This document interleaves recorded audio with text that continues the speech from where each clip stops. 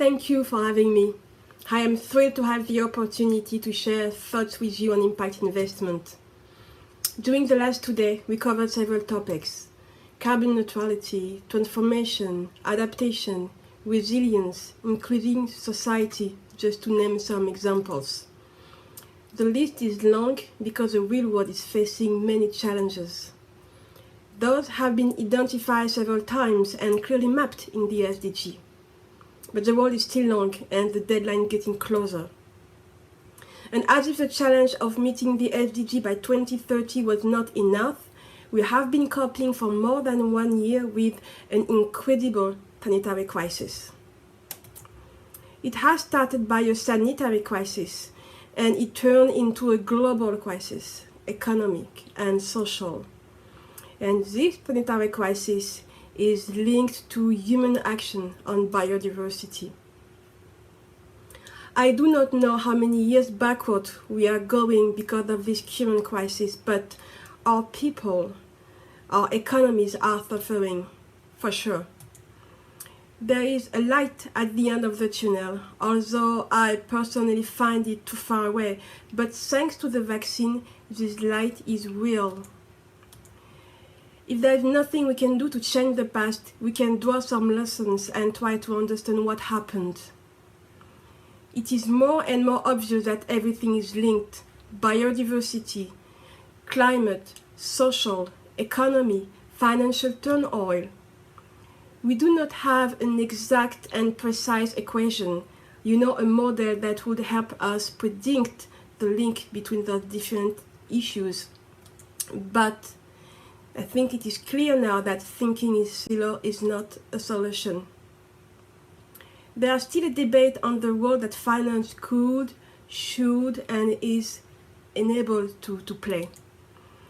I would like to strongly encourage you to read a paper produced by the Principle for Responsible Investment a few months ago on real-world outcome, focusing on SDG.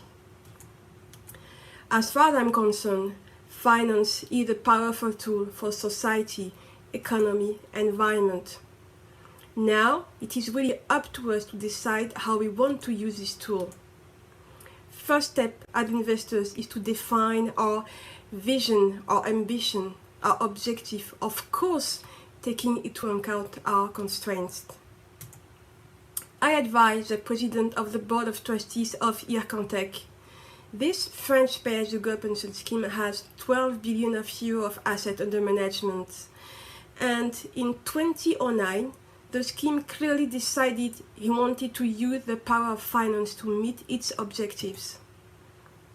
All those assets are invested in compliance with a responsible investment charter. Ircantec responsible investment approach has two goals. The first one is to optimize its financial returns by mitigating the risks and seizing the opportunities linked to ESG. The second goal is to have a positive impact on its environment, because Ircantec trustees consider that their beneficiary wants to enjoy a pension in a world they still want to live in. And also because it is quite likely that in the long run, having a positive impact on your environment will benefit to everyone, including you as investors. Within all the variety of approaches offered by responsible investment, you may select impact investment if you mean to contribute to a sustainable transformation.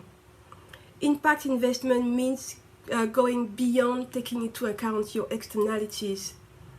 It is really about having the intention to bring significant positive change to the situation, to your beneficiary for your investment. It is about targeting needs that are not covered, or at least not well covered by the market.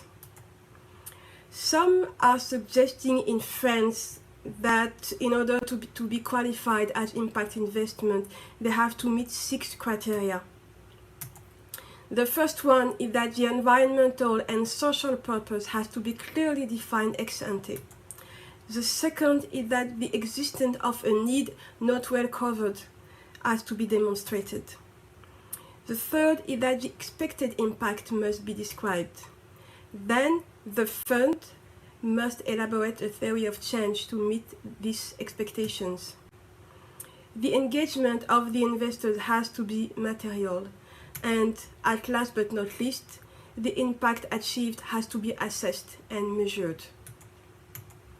I like this definition and those criteria because they don't limit impact investment to an asset classes, but really define it with regard to what we're trying to achieve. There are many challenges behind impact investment. First, I am not always convinced that we talk about the same thing. Are we talking about outcome or are we talking about impact? Do we think that if the investors have the intention to have a positive impact, that is enough? Or do we also want the company we invest in to have the same intention? If we agree that we need more clarity or impact investment, does it mean that it has to be standardized, globally standardized? And if yes, to what extent? No. On this last point, I am not sure we can really standardize impact investment because it aims to address so many different situations, different needs in different contexts, in different sectors. I would nevertheless be keen to see general principles adopted globally. We can use a common set of indicators. Such libraries exist, such as the SDG. And then we could use customized indicators that will fit our specific needs. Another challenge, for instance, is that many of us struggle to be able to clearly demonstrate that our investment do have an impact. Because indeed, to be able to say that, we have to be able to demonstrate the link between our investment and the impact on the beneficiaries. For instance, let's say you want to contribute to the inclusion of disabled people in the society. There are different ways to do that. One way to achieve this is through employment.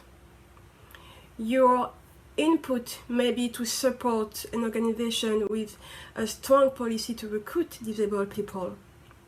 Your output, that is to say, the result generated by your action, is that you have contributed to the creation of decent jobs for disabled people. Your outcome is the transformation generation by the action on the beneficiaries. So now you have disabled people with decent revenues. You have disabled people who are financially autonomous. And the impact is the inclusion of those disabled people in the society. So impact is a long-term structural change in the situation of your beneficiaries. Your input contributes to this impact, but it's not the only factor that has led to this impact. So what do we measure? What can we measure? I think most of the time we measure our output. It is difficult to measure outcome, but that's something we can and we should do. As far as our impact is concerned, I do not really see how we can measure it, and not at a large scale anyway. So in a nutshell, we do not have all the answers yet. But does it mean that we should stop and wait for the perfect framework to be built? I do not think so. I think it puts on us at our own shoulder the responsibility to be clear on the expectations, and on the asset manager's shoulder the responsibility to build strong and robust portfolio, to be transparent, and to demonstrate the engagement at each step of the investment decision making. Although we are not able to bring the total demonstration of our impact now, we can bring cluster of clues that allow us to say that we are contributing to something positive. We are learning by doing. We have to be transparent, to build trust, to avoid impact washing that will hurt our whole industry. We have to participate to different working groups in our respective country, but also cross-border groups in order to share best practices. I would like to conclude my remark to mention an idea that has been raised in a working group in France.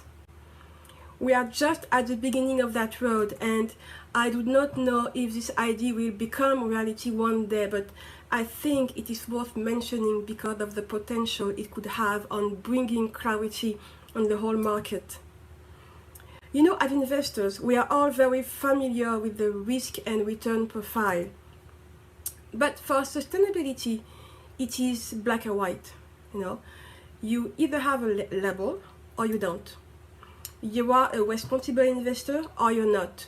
You do impact investment or you don't. Now, let's imagine we create a scale of sustainable transformation.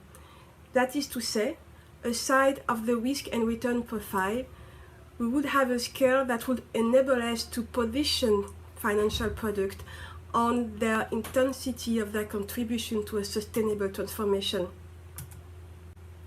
Of course, impact investment will occupy the highest level of that scale. No? But with such a tool, we could position all financial products.